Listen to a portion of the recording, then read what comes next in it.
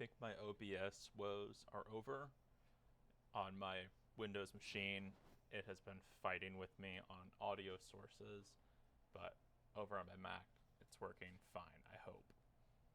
So I initially started in a separate ChatGPT chat looking at the top selling PS1 games.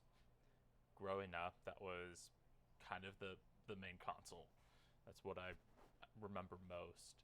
And going back to some of those games of, Gran Turismo, Crash Bandicoot, Siphon Filter, things like that, I was curious of all the games what dominated those top spots for the PlayStation. Metal Gear Solid, another big one as well. And that led me to honing in on Crash Bandicoot because that was Sony's answer to Mario. And so I dove a little bit deeper on, what did Crash Bandicoot look like in North America versus what did Crash Bandicoot look like globally. I did catch ChatGPT messing up a few times. I just noticed one that I didn't bring up to ChatGPT, and that's that Metal Gear Solid and Tomb Raider sold over 7 million copies, and they're 4 and 5, where the third top selling was Crash Bandicoot, around 6.8 million. So last I checked, 7 million's bigger than 6.8 million. So that is an interesting observation that it kind of tripped up a few times in that research, but it was able to bring some interesting perspective on not just the global scale of marketing for a game like Crash Bandicoot, but also some in-depth on Naughty Dog, some comparisons to the other Crash Bandicoot games as well. So here it's going over that breakdown of the global strategy versus the North American strategy. And here I did find it interesting that globally Crash Bandicoot was marketed as just a normal platformer instead of being marketed as that platformer with an iconic character like how Nintendo does with Mario. There's Mario platformers, but Mario is marketed as Mario, where in North America, Sony did do that, and that's why it did better in North America than it did globally.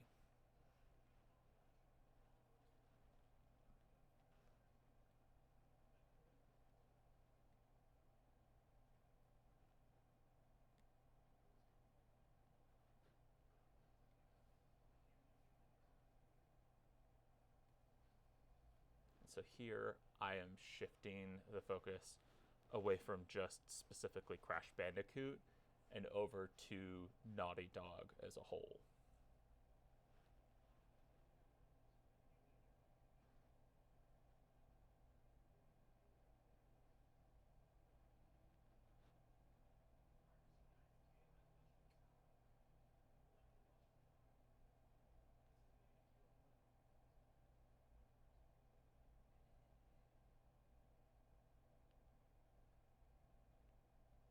And now I'm doing this comparison between the first Crash Bandicoot and the second Crash Bandicoot just to see kind of those differences between the two as far as sales go.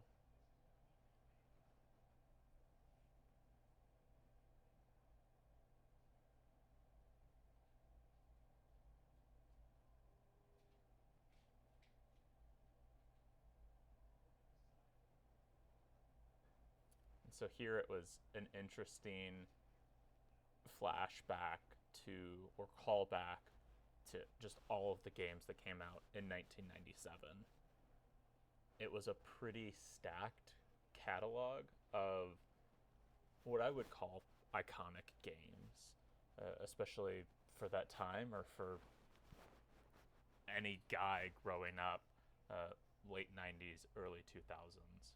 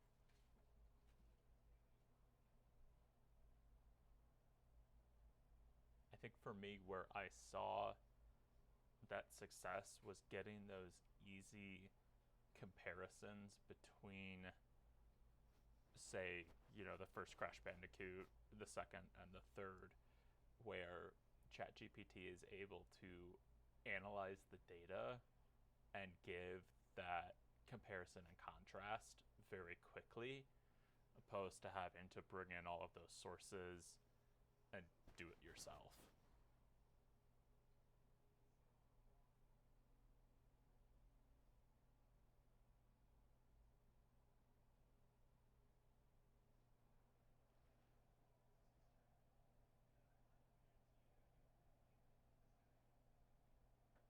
Looking back at it, I am surprised that Crash Team Racing, according to this, did better globally than it did in North America. But also, probably around that time, you would have had Mario Kart out on the scene.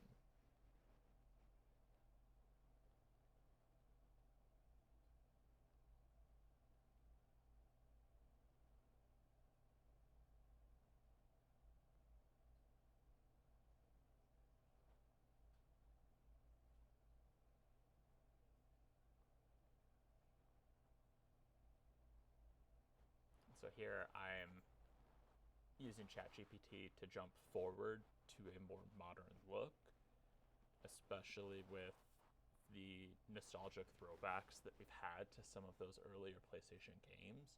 So I wanted to see how the new Crash Bandicoot really compared to the earlier ones.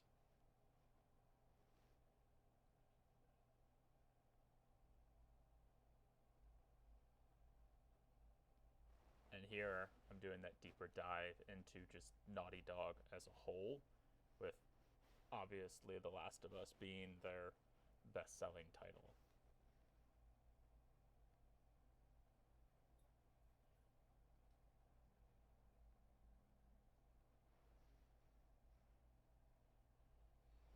And then here, another another mistake that I caught on ChatGPT. Again, last I checked, 10 million is bigger than 2.5 million, 5 million, 6.8, 7 million.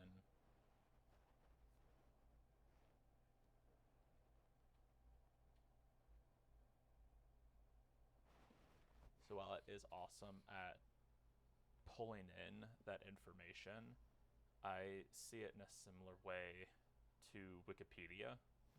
I would say uh, a little bit more prone to having those mistakes, where Wikipedia does a very good job of having its self-governing body, but with ChatGPT, while it can pull everything in, it can get the orders of things mixed up. It can get some information mixed up. So even just simply counting in the mass of information that it's pulling in, it messed up on that initially.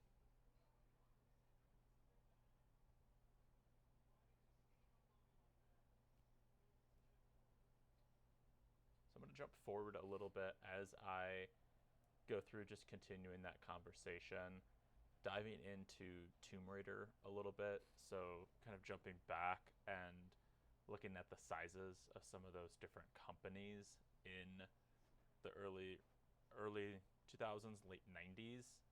But as I get further into it, I do jump over to just straight up asking ChatGPT what are some ways that I could better refine my search prompts so that going through that LLM, it's able to not only pull more information, but pull more precise information, even down to asking it just straight up, hey, the prompts that I gave you previously, what changes would you make to those?